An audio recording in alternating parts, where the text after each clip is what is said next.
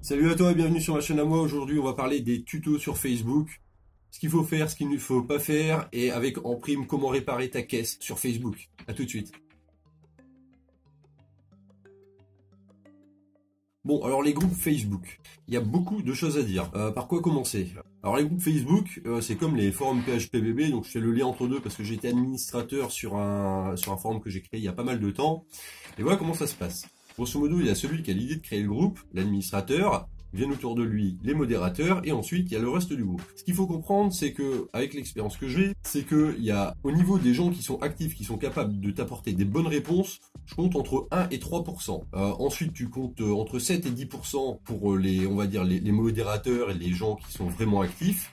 Et après, le reste, c'est les gens qui s'inscrivent, qui sont intéressés par ton contenu, qui vont pas forcément poster ou qui n'ont pas assez d'expérience pour pouvoir te filer les bonnes réponses à ce que tu recherches. Alors déjà, on va commencer. Donc, t'es forcément... Il pleut. T'es forcément, si tu regardes ça, c'est que t'es forcément sur un ou plusieurs groupes Facebook, peu importe le domaine dans lequel t'es, ça se passe toujours pareil. Donc que ce soit si t'aimes bien les kitesurf, si t'aimes bien cuisiner, si t'aimes bien les voitures, les motos, les tracteurs, le jardinage, c'est exactement pareil partout. Donc si t'es simple spectateur, ben voilà, tu regardes des trucs, ça t'intéresse pas, tu zappes. Ensuite, tu vas vouloir par exemple poser une question. Là, par exemple, je vais rentrer dans un détail. Donc moi, par exemple, je suis pas mal sur les pages Facebook de réparation de voitures. D'accord, j'y poste les vidéos des trucs que je teste. Et si je peux aider quelqu'un, je le fais. Si tu es dans le cas où t'as un problème avec ta voiture, bon, déjà, on va commencer par une chose qui est simple. La plupart des publications, et ça, c'est un truc qui commence vraiment à être agaçant, c'est j'ai un voyant orange. Qu'est-ce que c'est? Alors, un voyant orange, ça peut être 100, 200, 300 possibilités de pannes possibles selon le modèle que tu as. Si tu as un modèle qui est plutôt vieux, tu auras entre 50 et 100 pannes possibles. Si c'est un modèle qui est bardé d'électronique, tu en auras plein. Donc un voyant orange, ça peut être tout et n'importe quoi. Alors selon le véhicule, selon le modèle, selon ce qu'il a fait, etc., on peut être aiguillé. Mais on peut, le mec qui te dit c'est le GR, c'est le turbo ou quoi aux caisses, non, c'est pas possible. Donc déjà, avant toute chose, il faut connaître ses voyants. Rien que pour ça, déjà, tu peux regarder dans le livret de ta caisse, regarder à quoi correspondent des voyants. Si tu as un voyant qui s'allume et que tu sais pas ce que c'est, plutôt que de poser une question à quoi correspond le voyant, c'est une question qui a déjà été répondue maintes et maintes fois, et au bout d'un moment, ben, j'ai juste envie de troller, quoi. Combien de fois un mec m'a mis ça? Alors au début, j'étais sérieux en essayant d'expliquer, voilà, ça peut être 100, 200, 300 pannes, mais les gens ne font aucun effort pour pouvoir faire des recherches. Donc ça, déjà, fonction recherche à utiliser. De deux, quand je troll, par exemple, je mets convecteur temporel. Alors, un coup de temps en temps, parce que quand même les gens connaissent Retour vers le futur, convecteur temporel, c'est connu, mais de temps en temps la personne ne connaît pas, et là ça passe, et bon, bah derrière je te dis pas que c'est assez marrant. De deux, il pleut vraiment beaucoup, je reviens. Voilà, donc déjà connaître ses voyants, c'est un minimum. Si vraiment tu sais pas, tu passes par Google, voyant Dacia, voyant Peugeot 306, voyant machin, c'est bon, tu vas trouver. Ensuite, une anecdote par exemple parmi tant d'autres. La dernière fois, j'étais sur un groupe, je vais pas mentionner le groupe, mais voilà, j'étais en train de faire une recherche de panne pour quelqu'un, et là je tombe sur un post, bonjour, j'ai le voyant de ma caméra qui s'est allumé, mais je n'ai pas de caméra, qu'est-ce que c'est? Et là le mec met le voyant du check engine. Allô quoi? Enfin. Ok, on peut ne pas savoir, mais ne pas faire l'effort de recherche, enfin c'est quand même vachement important. Entre un check engine, un voyant orange et un voyant de caméra, sur une bagnole c'est pareil. Voyant rouge, tu t'arrêtes, voyant orange, ben tu fais gaffe quoi. Qu'est-ce que je peux rajouter? Ouais voilà, c'est comme si, je sais pas, tu pars en vacances en avion, et là tu passes dans une zone de turbulence, et là tout à coup t'entends le commandant de bord qui fait cher passager, ici le commandant de bord qui vous parle, j'ai un voyant orange qui s'est allumé sur mon tableau de bord, qu'est-ce que c'est? Est-ce que quelqu'un a un petit peu de réseau pour aller demander sur Facebook? Ah non, enfin faut être sérieux un petit peu quoi. Voilà. Qu'est-ce que je voulais dire? Ouais, la suite. Donc si tu veux faire une recherche de panne, donc je reste bien sûr dans le domaine de la mécanique, mais ça s'applique dans tous les domaines, c'est exactement pareil. Il faut préciser, j'ai telle voiture, tel moteur, tel kilométrage. Déjà, rien que ça aide. Essence diesel, c'est important aussi, parce que les pannes entre les deux, c'est pas forcément, enfin, ça n'a strictement rien à voir. Donc, une fois que ça c'est fait, rajoutez le maximum d'informations. J'étais à l'arrêt, j'étais en train de conduire, j'étais en train de tourner, le bruit c'est situé à l'avant, à l'arrière, putain de mouche. plus il y a d'informations, mieux c'est, plus on peut cibler l'endroit où c'est. Si par exemple, voilà, j'ai telle voiture, j'ai de la fumée noire, j'ai une perte de puissance, j'ai tel voyant qui s'est allumé, oui, là on peut dire, bah voilà, ça va être sur le circuit d'admission, ça va être sur le circuit d'échappement, ça peut être une sonde, voilà. On synthétise. Il y a tellement de trucs à dire que je ne sais même plus par où commencer. Ah oui, pour ce qui concerne les voyants, entre 2002 et 2004, donc en fonction essence ou diesel, il y a le protocole OBD2 qui s'applique. Donc le protocole OBD2, c'est quoi? C'est juste qu'il y a moyen avec un certain type d'appareil, soit des petits lecteurs ou alors des petits lecteurs OBD2 ou Bluetooth ou Wi-Fi, d'avoir le code défaut. Donc ça, si vous pouvez l'avoir, c'est carrément un plus. Et aujourd'hui, pour un module qui coûte au minimum, alors je dis au minimum 3-4 euros sur AliExpress, hein, c'est des petits modules Wi-Fi, des petits modules Bluetooth sur AliExpress ou Wi-Fi un petit peu plus cher, vous pouvez le connecter votre smartphone avec une application gratuite sur votre véhicule et avoir les données en temps réel et au moins avoir la visualisation du code défaut. Donc vous allez avoir un défaut sous la forme P0135 et P0135. Alors soit votre véhicule ça marche super bien avec l'appli et ça va vous donner le titre du secteur où le défaut se trouve. Hein, je dis pas que ça va être ça la panne, mais le secteur, par exemple admission, machin, débitmètre. Si c'est débitmètre, on sait que c'est au niveau du débitmètre. Si c'est le débitmètre qui HS, il faut le tester, il faut l'enlever, il faut le débrancher. Enfin voilà, pour 3 euros, donc c'est 3 euros minimum d'investissement. Après, vous pouvez passer sur un modèle au-dessus, un petit scanner. Et ça, c'est pareil dans la vidéo spéciale sans abonnés. Je vous ai expliqué que vous pouvez en choper gratos. Vous avez votre compte Amazon, votre compte PayPal, et il y a plein de vendeurs qui demandent à tester leur outil. Donc vous en chopez un, vous le mettez dans votre bagnole et vous aurez plus de problème en ce qui concerne les codes défauts. Tiens, j'ai un défaut, là vous arrivez sur le forum, pif paf pouf, salut les gars, j'ai tel modèle de véhicule, j'ai un code P0135, ça me dit débitmètre, ça me dit circuit d'admission, ça me dit turbo, je suis une truffe en mécanique, est-ce que vous pouvez m'aider? Là, vous allez avoir des réponses concrètes. Parce que le mec qui arrive et qui dit oh, alerte au Google! Alerte au Google, les enfants! Salut, j'ai un voyant orange, qu'est-ce que c'est Non, parce que le mec qui va arriver, qui va se connecter, admettons, je vous mets dans l'ambiance. Vous êtes une truffe en méca, en diagnostic et tout ce que vous voulez. Vous prenez votre voiture, vous rentrez la clé et là, pouf, voyant orange. Que font les gens aujourd'hui? C'est pas que font les gens en général, c'est que font les gens à l'heure d'aujourd'hui. Eh ben, est-ce qu'ils vont appeler leur dépanneur? Non, pourtant ils ont une assurance. Est-ce qu'ils vont appeler quelqu'un de leur entourage? Certainement pas. Est-ce qu'ils vont appeler le garage? Bah non, il y a trop d'attentes. Qu'est-ce qu'ils vont faire les gens? Ils vont aller sur Facebook. Ils vont s'abonner sur la chaîne, par exemple chaîne Peugeot 306 France. Voilà, ils vont répondre à 3 questions. Faut pas dire de gros mots. Je respecte le groupe et je serai gentil avec tout le monde. Et après, il va poser sa question. Voilà, bonjour les gars, j'ai un voyant orange, qu'est-ce que c'est? Et là, vous allez avoir 40 commentaires en l'espace de 10 minutes. Alors, ouais, c'est clair, c'est super intéressant, mais qu'est-ce que vous voulez avoir si vous apportez pas de précision? Vous allez, déjà, il y en a une partie, ils vont vous dire la vanne EGR, c'est le débitmètre, ça c'est clair et net. Il y a une autre partie qui vont vous dire, est-ce que tu peux avoir un petit peu plus de précision? Et les autres, ils vont répondre carrément à côté de la plaque. Je pense avoir fait un petit peu le tour de la question. Donc c'est pas une vidéo pour critiquer ou quoi au caisse. Alors il y a certainement des gens, soit vous ou des gens dans votre entourage qui ont agi exactement de la même manière. Je suis pas là pour critiquer, je vous explique juste quelle est la méthode à adopter. Ça fait gagner du temps pour vous, pour moi, pour tous ceux qui vous aident, et ça donne des postes de qualité. Là, tout à l'heure, j'étais sur un groupe de jardinage, et là, il y a un mec, donc là, on va changer un petit peu de sujet, donc ce sera plus le jardinage, ce sera la qualité du poste. Le mec qui arrive et qui écrit en langage SMS, mais limite incompréhensible, t'as une hémorragie oculaire, quoi.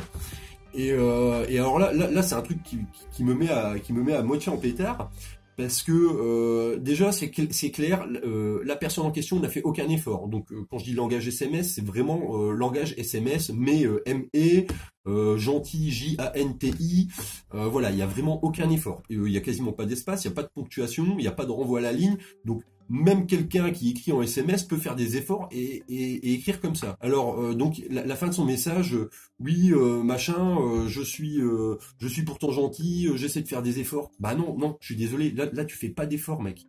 tu fais absolument aucun effort parce qu'il existe des correcteurs orthographiques. Alors c'est clair que si tu écris comme une truffe et que tu demandes de passer au correcteur orthographique, tu risques pas d'avoir grand chose. Mais si tu es sur smartphone ou même sur ordinateur, il y a la possibilité de dicter son texte. Il y a des applications gratuites, je l'ai testé tout à l'heure, ça marche super bien sur un texte de, je sais pas, peut-être 60-70 mots, bah il y a eu aucune faute d'orthographe. Tu prends ton appli, il y a le petit micro, clac, t'appuies, tu vois le petit micro bouger, tu dictes ton texte, tu dis les virgules, tu dis les points, et le texte s'affiche. Et après tu cliques sur envoyer.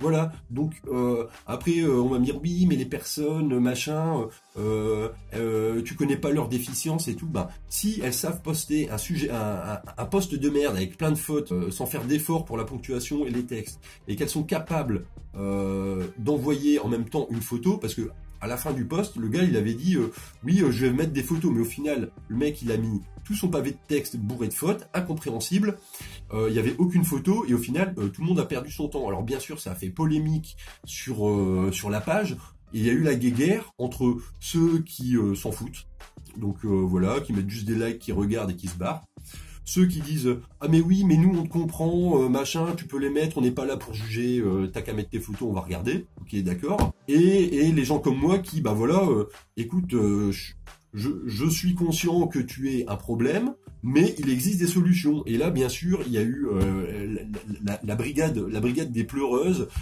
Ah mais oui, tu connais pas son handicap. Ah mais oui, tu peux être un petit peu tolérant. Ah mais oui ceci. Ah mais oui cela. Alors bien sûr, moi j'ai horreur de ça. Je leur ai répondu fisto presto en leur disant il existe des outils. Après, c'est de la fainéantise que de pas vouloir s'en servir. Voilà. Si le mec il peut avoir une déficience pour pouvoir écrire, je peux le comprendre, j'en connais. Il peut avoir tous les problèmes du monde machin. Si le mec il est capable au minimum de parler et de cliquer sur un bouton, il peut utiliser l'option dictée vocale. Voilà, ça ne coûte rien et ce sera beaucoup plus facile pour lui, parce que de une, le mec il écrit mal et il pense essayer de faire des efforts mais il n'en fait pas. Et s'il utilise la dictée vocale, il verra directement à 99% comment il aurait dû écrire son texte. Voilà, donc déjà, intellectuellement, ça l'avance. Et tous ceux qui disent continuez à écrire comme ça, bah non, vous êtes des truffes. D'accord? Vous êtes des grosses truffes, parce que là, ça s'appelle du nivellement par le bas. C'est ni plus ni moins. Vous l'encouragez à rester dans la position de victime, et le mec ne va faire aucun effort. Vous en faites pas non plus, ça ne vous avance pas du tout. Ça pourrit la qualité des pages Facebook et des posts. En plus, ça crée des polémiques pour rien, parce que d'habitude, quand les gens font une publication, on va dire normale, comme j'ai expliqué, avec des photos, des machins, t'as au mieux une 10-15 de réponses, parfois un petit peu plus quand le sujet est plus développé. Et là, c'est un post qui a fait, en l'espace de même pas 12 heures, 250 réponses. Et donc c'était la guerre. Oh mais oui, on te comprend. Oh mais oui ceci, oh mais oui cela. Bah non, stop, fuck. Les modérateurs, les administrateurs, faites votre taf. D'accord? Des posts comme ça, soit vous les corrigez, soit vous les supprimez, soit vous dites au mec d'utiliser un outil qui est à disposition, la dictée vocale, la correction automatique, etc., etc. Parce que à chaque fois, ça crée des polémiques de merde et ça plombe l'ambiance sur les groupes, ni plus ni moins. Je suis modérateur, administrateur sur certains groupes. Qu'il y ait des petites fautes, j'en ai strictement rien à foutre, mais qu'il y ait des fautes, mais du langage SMS, non, je suis désolé. On est en 2020, il y a des outils. Après, c'est de la fainéantise que de ne pas s'en servir. Voilà. Donc c'était on va dire le petit coup de gueule au sujet des posts Facebook et de la réparation. Donc, alors tout ce que je viens de dire s'applique dans tous les domaines, hein, que ce soit la mécanique, la menuiserie, les machins. Moi, je suis actuellement sur une page de drone, comme vous le savez, je viens de gagner un drone. Je dis clairement que je suis nob. J'essaie de poser quand il y a quelqu'un qui poste un truc et que je ne comprends pas. Je demande, bonjour, je suis nob, qu'est-ce que c'est ça? Et on me répond correctement, et il n'y a pas de polémique. Voilà, donc écrire comme un cochon, écrire n'importe comment, non, là je ne suis pas d'accord. Bah non, stop, fuck. Des exemples au sujet des posts mal tournés, il y en a plein. Si vous avez des exemples, bah mettez-les en commentaire, au moins ça permettra de partager son expérience. Il y aura certainement des gens qui vont se sentir concernés par rapport à ce que j'ai dit, et qui vont certainement disliker, bah écoutez, dislikez dans ce cas-là, mais expliquez-vous pourquoi. Alors peut-être que j'ai une approche méchante de tout ce que je viens de dire, mais bon, c'est, on va dire, c'est un petit peu un ras-le-bol, et j'essaie d'être pédagogue dans ma façon de faire, mais ça n'empêche pas les pleureuses de trouver toujours une excuse aux excuses. Ça, c'est un petit peu chiant. Prenez vos responsabilités. Le nivellement par le bas, enfin, c'est chiant, quoi. C'est chiant. Le but, c'est que si on peut accepter un post avec bourré de fautes d'orthographe et que la personne, à la fin de son post, on lui dit, bah écoute, ton post, c'est pas GG, tu devrais essayer d'utiliser ça et ça et ça pour pouvoir faire mieux, que la personne l'utilise, et qu'on voit que ça marche, tant mieux. Si vous ne proposez rien et que vous faites juste dire on t'encourage, monte tes photos, on a pitié, bah non, stop, fuck. Bah franchement, vous valez, mais alors vraiment pas mieux que lui, quoi. Vous êtes, vous servez absolument à rien. Vous l'encouragez à rester dans sa médiocrité, et comme je disais juste avant, c'est le nivellement par le bas. Donc sur ce, que tu aimes ou que tu dislikes, c'est en dessous. On se dit à bientôt pour une prochaine vidéo. J'ai ce drone là à terminer, hein, j'essaierai de sortir la vidéo avant le nouveau drone que je vais recevoir. J'ai peut-être un autre plan pour un autre drone. Alors ça, pour l'instant, j'en sais pas plus, mais j'ai contacté une société qui pourrait peut-être m'affilier, donc je n'en sais pas plus. On va attendre dans les jours ou les semaines qui suivent comment ça se passe. Il faut qu'ils voient les détails, ils sont en train de se lancer. Pense à la vidéo spéciale abonnée pour pouvoir choper des trucs si ça t'intéresse, des visseuses, des clés à choc, des lampes solaires, des tout ce que tu veux, des fers à souder comme je viens de tester là. Bah, et puis voilà. Donc c'était le petit coup de gueule. Pense à liker, t'abonner, partager, les commentaires en dessous. Que tu sois d'accord ou pas d'accord, il y aura certainement des gens qui seront d'accord avec moi, certainement des gens qui ne seront pas d'accord, des gens qui vont se sentir visés. Je veux pas faire ça pour vous mettre une claque dans la gueule, mais si ça peut vous réveiller, bah voilà, il y a des outils à disposition. Essayez de faire un effort et ce sera beaucoup mieux pour tout le monde au final, parce que le groupe dans lequel vous serez, il sera, on va dire, beaucoup plus intelligent. Il y aura des posts de meilleure qualité et vous aurez plus de plaisir à aller dessus. Par contre, si vous écrivez des trucs de merde, bah franchement, ça donne plus envie, ça donne envie de quitter le groupe. Alors, quitter le groupe, là, je vais vous mettre une petite photo avec l'image de quitter le groupe.